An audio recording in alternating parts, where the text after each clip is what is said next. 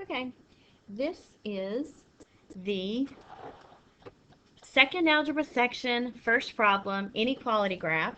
This is a corrected problem because initially when it was first uploaded to YouTube there was an error. So hopefully you were redirected with a little banner that you could click on.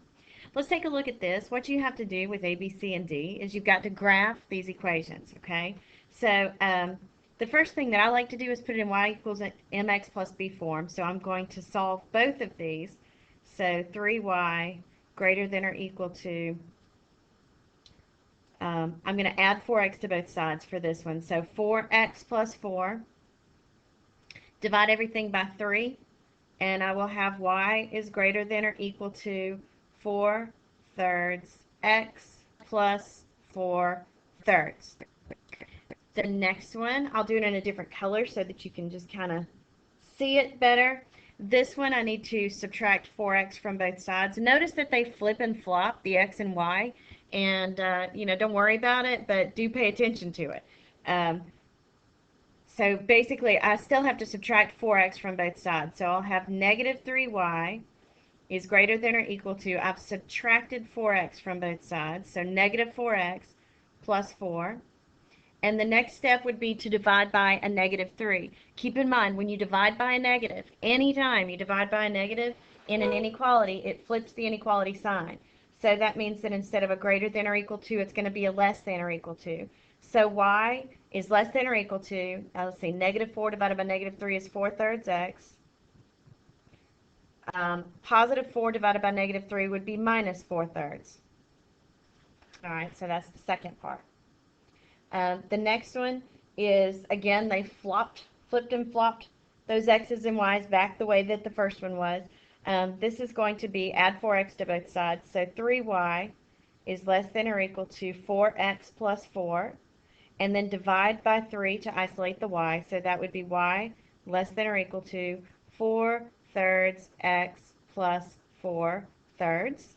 All right, and the last one right here, do the same thing. Notice they flip the x and y again. You need to isolate the y, so subtract both sides.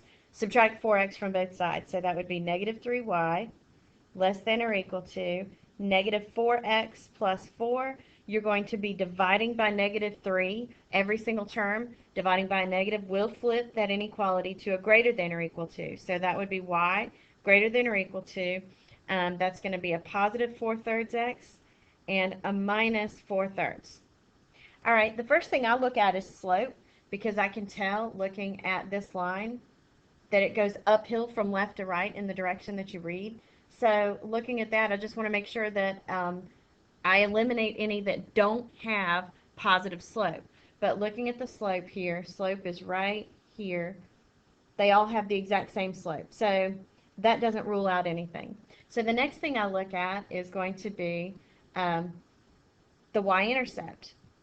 Because I'm looking right here in the graph, the y-intercept, it crosses slightly above 1 at a positive 1. So I can rule out anything that has a negative b.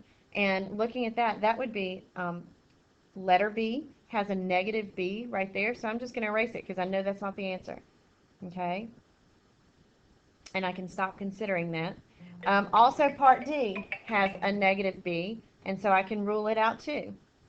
And so I'm now left, I'm down to 2.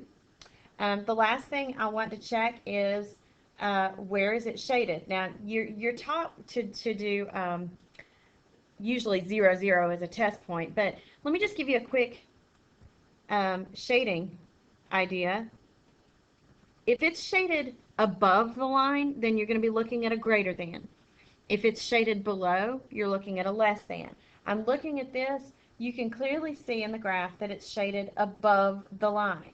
Well, above the line means greater than, and that's what this says right there. And so, and it's the opposite for the other one.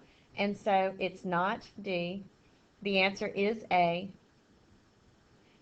And there you go. That is question 1. Now, here is your redemption question. The redemption question is right here. Let me make it a little bit bigger for you. You'll want to pause your screen so you can read this, talking about car sales. P is for passenger cars and S is for SUVs. One word of advice, This is how I usually do S's in algebra, a cursive S, because an F's sometimes with my messy handwriting, I end up thinking that's a 5. And so I generally put S's like that. And so that's probably my one word of advice to you. Good luck. Check your answers with your teacher.